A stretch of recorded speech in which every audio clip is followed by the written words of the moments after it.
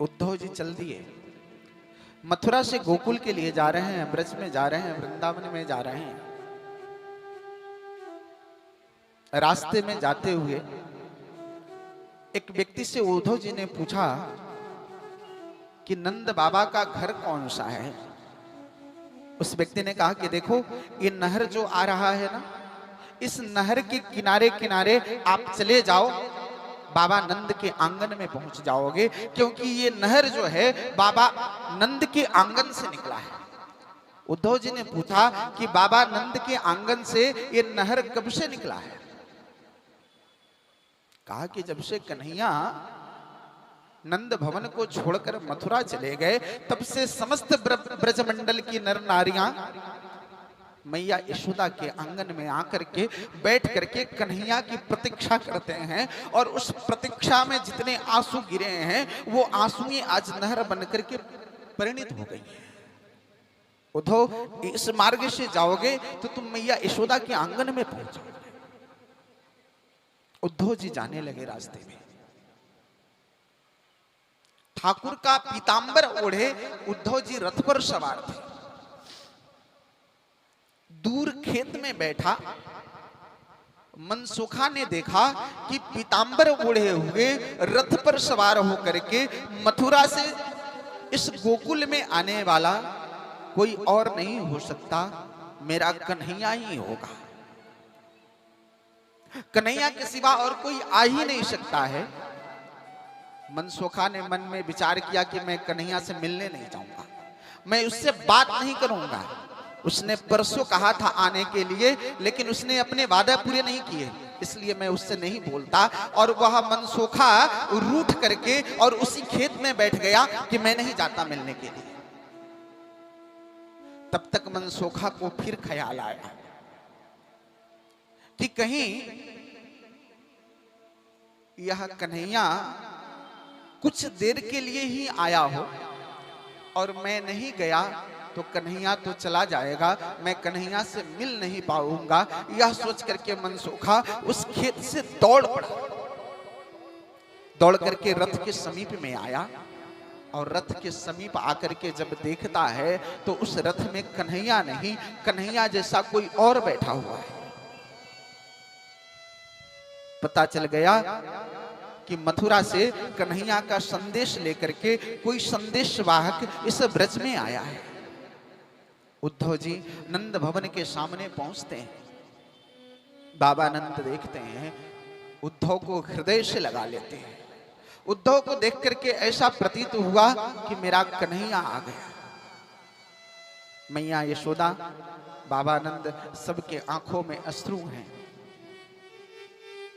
सबने कन्हैया का समाचार पूछा।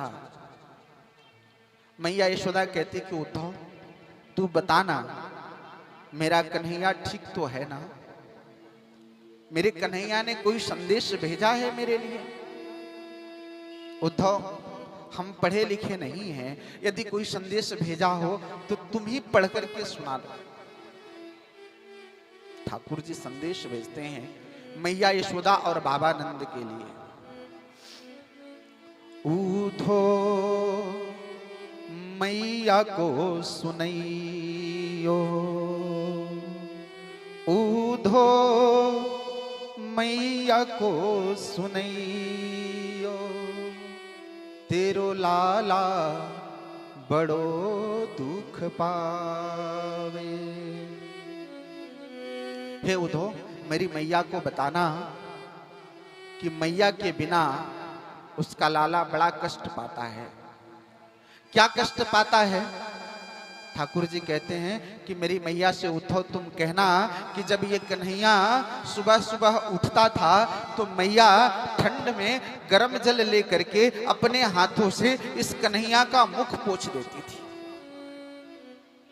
इस मथुरा में कन्हैया का मुख पोंछने वाला कोई है नहीं। बाबा नंद पूछे ना, उनसे बताना कि मथुरा में कन्हैया के अंगुली को पकड़ करके कोई चलने वाला नहीं है। ब्रज में जब मैं चलता था तो बाबा नंद मेरे हाथ को थाम लेते थे और वो मेरे साथ चलते थे। जब मैं थक जाता था तो मुझे वो गोद में उठा लेते थे। बाबा से कहना कि मथुरा में मुझे गोद में उठाने वाला कोई है नहीं। उद्धव जी ने जैसे ही यह संदेश सुनाए, मैया यशोदा के नेत्र सजल हो गए, बाबा नंद के आंखों में अश्रु आ गए। सारी गोपियां उपस्थित हो गई, ग्वाल वाल उपस्थित हो गए कि उद्धव आया है कन्हैया का संदेश लेकर के। कन्हैया ने संदेश में क्या भेजा है? उद्धव जी सबका कुशलक्षेम बताते हैं। गोपियों से कहते हैं कि हे गोपियों, तुम जिस कृष्ण को अपना प्राण धन मानती हो वह कृष्ण परब्रह्म नारायण है।